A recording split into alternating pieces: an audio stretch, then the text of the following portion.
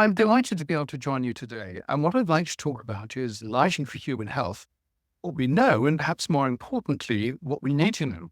Okay. Ah, I played this earlier and it didn't work. So I'm going to just try one more time and then go across to Lenka. Why do I? Thought I'd Oh, divide here we go. our time together under these three headings. Give an introduction to the non-visual responses to light. And it's something that I know some of you will be familiar with, but I hopefully will set the stage for some of the other talks. I want to talk about some confusing advice and mixed messaging out there about light and the way it stimulates the circadian system in particular. And then end on an upbeat note in the future and the fact that where we're going in terms of dialogue and research across the sector. Let's kick off with non-visual responses to light. Of course, the familiar function of the eye is as an image detector, either in black and white or in color. And essentially, these image-forming vision is something that we understand remarkably well. By contrast, the less familiar function of the eye is the non-image forming light detection, or the NWIF responses to light, measuring brightness and giving information to regulate circadian rhythm, sleep, alertness, mood, cognition, pupil constriction, and of course, hormone release, a whole raft of essentially non-conscious responses to light.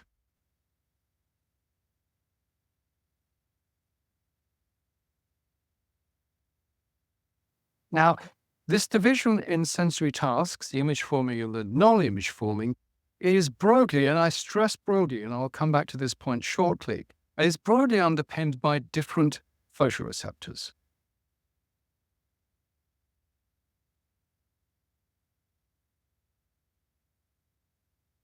As many of you will be aware, we showed in two back-to-back science papers a few years ago that if you eliminate the rods and the cones, then you retain a large number of NIF, non-image forming responses to light, such as the regulation of circadian rhythms, sleep, and melatonin.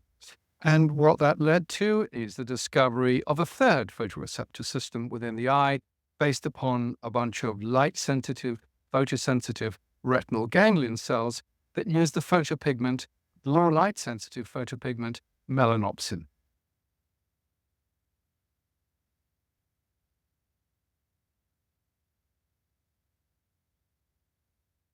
Let's look at the role of these photoreceptors and NIF photoreceptors in circadian rhythms. And the first point I'd like to make, of course, is that what the circadian system does is fine-tune our physiology and behavior to the varying demands of the rest activity of the light-dark cycle. And so we're seeing 6 different parameters here that are showing dynamic changes across the 24-hour day, which allows the optimization of physiology and behavior, and as I say, to the varied demands of activity and rest. The point I'm trying to make is that the circadian system delivers the right materials in the correct concentration to the right tissues at the correct time of day.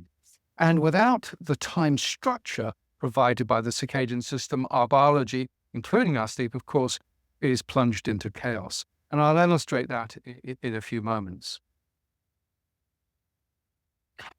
To understand the circadian system, we have to look into the brain and into the hypothalamus. And if we go to the hypothalamus and the base of the hypothalamus, we see a paired structure called the suprachiasmatic nuclei. About 100,000 cells in total in humans. And excitingly, each one of those cells contain clock genes. And once activated, of course, they produce clock proteins. Those clock proteins form a complex that enters the nucleus and actually inhibits further clock gene activation. The proteins are then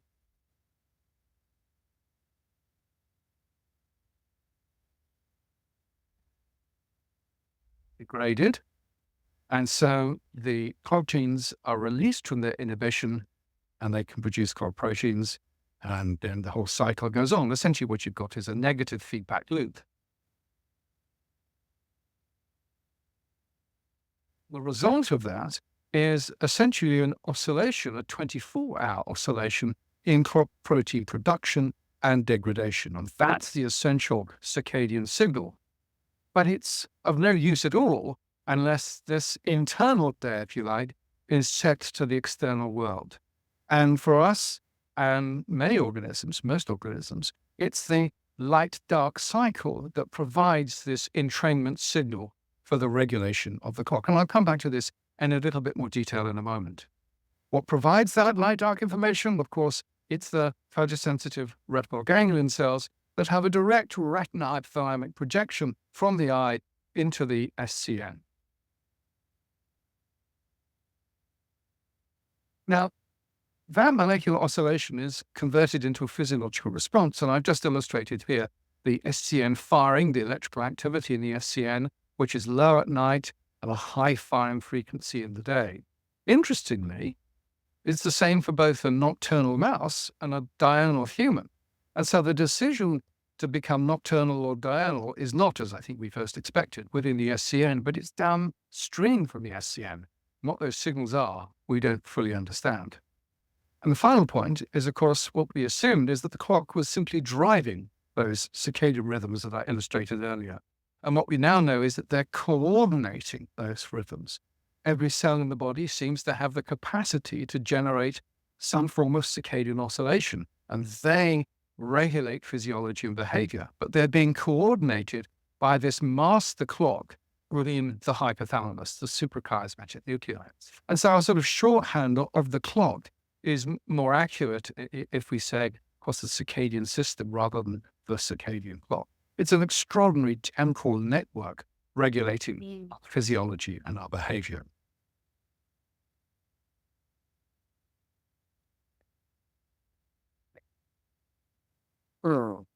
Sorry. To turn to entrainment, and just to emphasize what I'm talking about, here we have a light-dark cycle, and here we see that oscillation in clock protein production and degradation.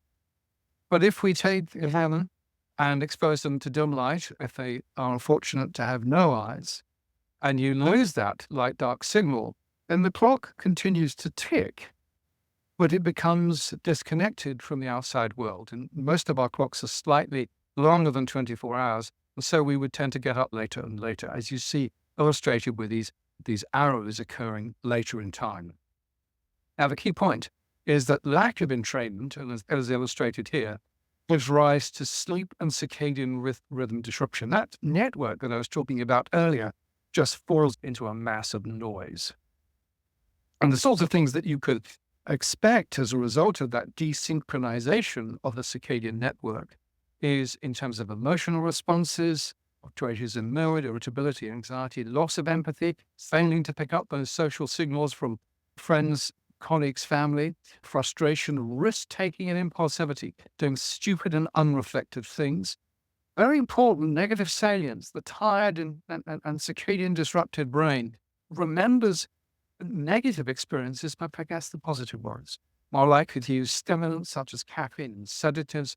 And I do stress that things like alcohol are sedatives. They do not provide a biological mimic for sleep.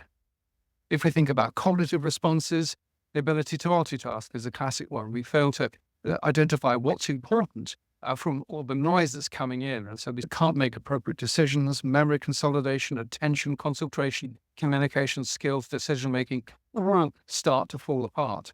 And with long-term scarred, as you've seen with night shift workers and their incredible disruption, disconnection with the outside world, is microsleeps during the day, or in fact, when they're trying to drive. For some nice study on junior doctors showing that 57% after the night shift had either had a crash or a near miss.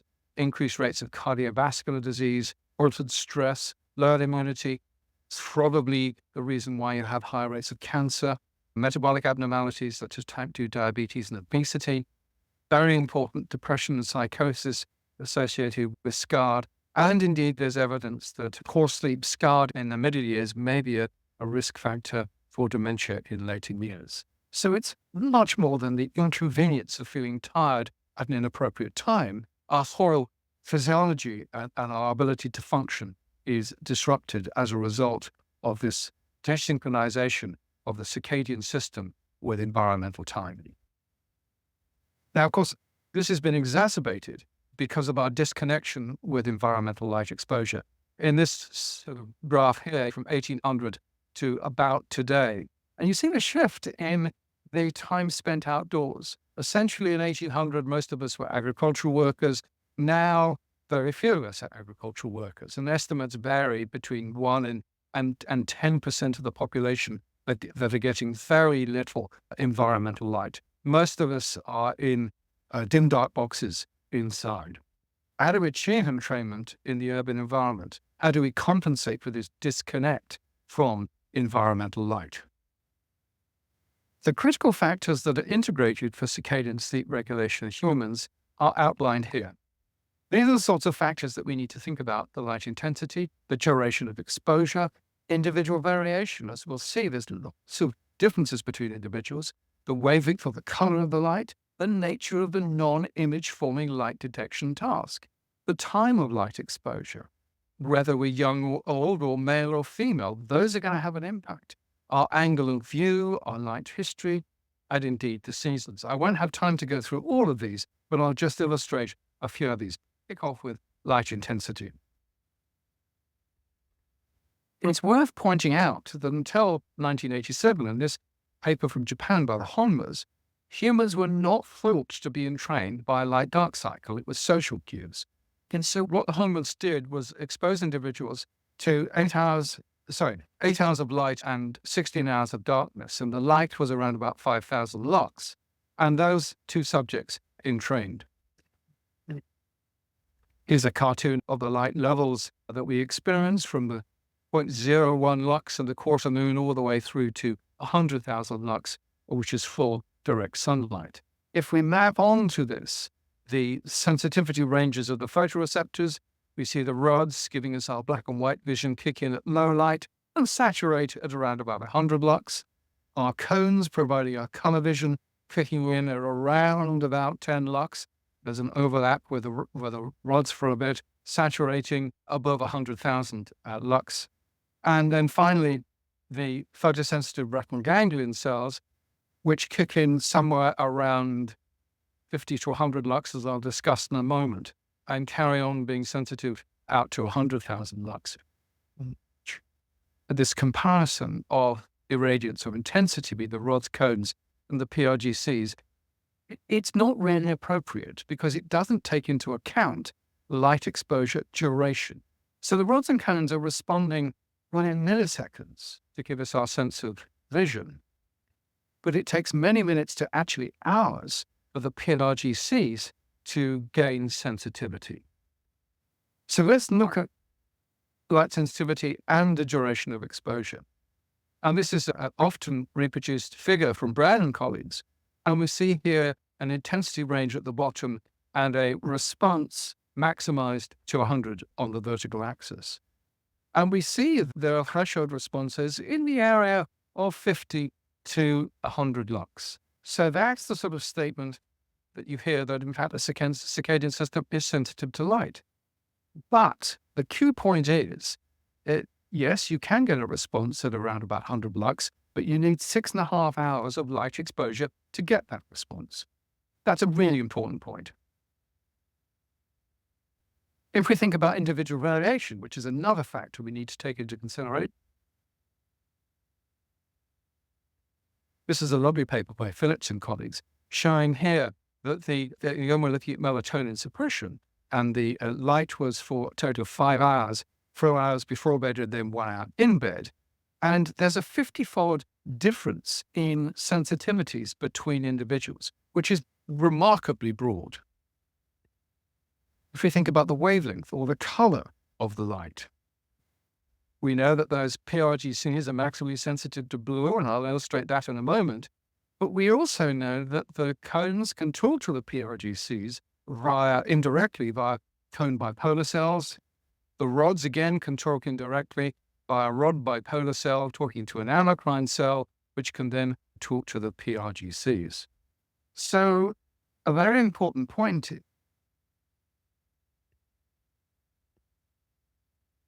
is, whilst we tend to think of the human circadian system as being maximally sensitive to blue, and it probably is via the PRGCs, We also need to factor in the sensitivity of potential inputs from the rods and the cones. So the rods at 500, the short wavelength cone at 420, and then the two longer wavelength cones at 530 and 560. So the point is, there's a potentially broad spectral input, in fact, a very broad spectral input to the circadian system via the PRGCs, and it's not necessarily additive. So Dennis Dacey, in his lovely study on the macaque monkey, showed that, in fact, the short wavelength 420 cone is actually inhibitory. It actually reduces the excitation of the PRGCs in response to light. So it's complicated. We can't just assume blue. The nature of the light detecting task, the NIF task. We now know that there are 5 and possibly 6 different types, morphological types of melanopsin ganglion cell. And they project to a whole range of different structures within the brain. In the hypothalamus and the thalamus, there's SCN, of course, but also the ventrolateral preoptic nuclei, part of the sleep switch, the lateral hypothalamus, involved in sleep, but also in alertness and metabolic reward systems, the subparaventricular zone, which is integrating circadian and metabolic information, the olivary pretectal nuclei, part of the pupil reflex. Indirectly and directly, you've got the regulation of dopamine, serotonin, and visual responses can be modulated by the PRTCs. And of course, via the sympathetic nervous system, you have the regulation of hormone release, such as high-yield melatonin. Now, very importantly, it's been assumed that these different responses to light will all share the same sensitivities and the dynamics. And as I'll show in a minute, you can't assume this. And in fact, sleep-wake behavior has a different sensitivity to the suppression and the shifting of the melatonin rhythm. And of course, melatonin is often used as a surrogate measure for human sleep-wake behavior. The time of light exposure is also critically important. So what we see here is a cartoon of a light-dark cycle, a daily sleep pattern, which is broadly aligned to the dark portion of the night. But if you get exposure to dusk, then what that does is to delay the clock, which means the sleep-wake cycle, you'll go to bed later and get up later. The reverse is true in the morning. Morning light advances the clock, which means the sleep-wake cycle means you'll go to bed earlier and get up early. And the importance of when you see light, something we illustrated with a study a few years ago on university students around the world. And we showed that if you sleep through the morning, as here the students did, you don't get that morning light, so you don't get the advance. But these students were getting light in the evening around dusk. And what that did was shift the clock to a later time. So they got the delaying portion of the light-dark cycle, but not the morning advancing portion.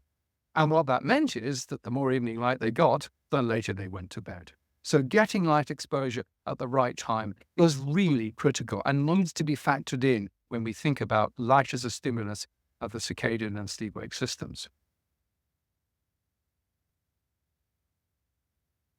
If you think about age, there's some important differences here.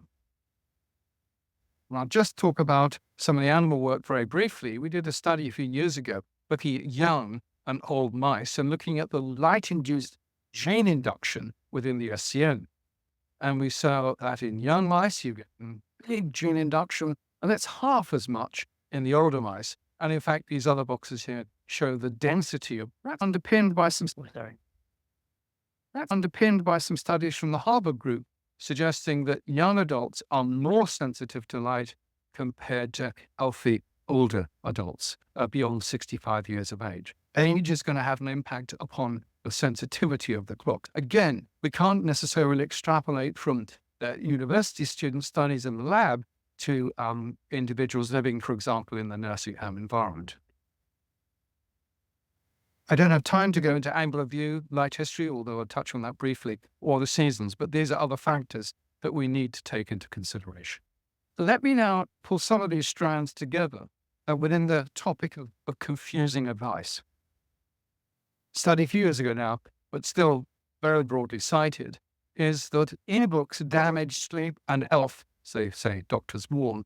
And this is the use of light-emitting Kindles and sleep-wake timing. So the approach was, during the day, individuals were maintained under dim light, 90 lux, at the angle of gaze. One group was given a print book to look at with a reflectance of about 1 lux.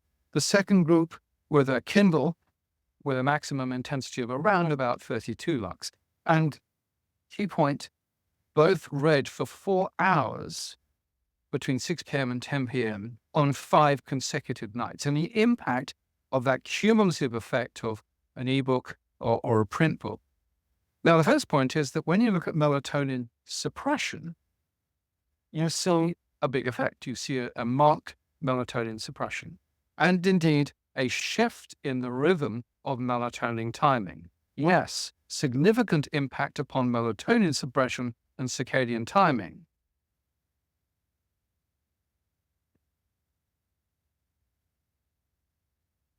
But it had a very tiny effect. Basically, 9 minutes after 5 consecutive nights of 4 hours of exposure, individuals were going to sleep about 9 minutes later. Now, it was just statistically significant. And as one of my colleagues said at the time, it may be statistically significant, but 9 minutes within the scheme of things is biologically meaningless. So we can make some, and experiment, but gave them daytime bright light exposure of around about 6.5 hours in the middle of the day of around about 500 to 600 lux. Now, that resulted in absolutely no differences in both sleep-wake timing, as you might expect, because that was a tiny effect anyway, but more importantly, melatonin levels were not affected when individuals had brightish light during the day. So, if we summarize that, and I think this is an important observation, there's a small impact on sleep-wake timing of looking at an ebook before bedtime. There's a significant impact upon melatonin suppression and a significant impact on melatonin entrainment, but the entrained rhythm of melatonin. But the effects on melatonin depend upon daytime light exposure. That big effect was only possible because individuals were exposed to only 90 lux prior to the experiment in the evening. So melatonin does not. Same is also true for computer screens, the F-Lux programs that and the night shift that many of you will be aware of. Basically what these do is change a screen from a blue-enriched to a more red-enriched screen. But there's no evidence that either the F-Lux or the night shift change in spectral reflectance is having any of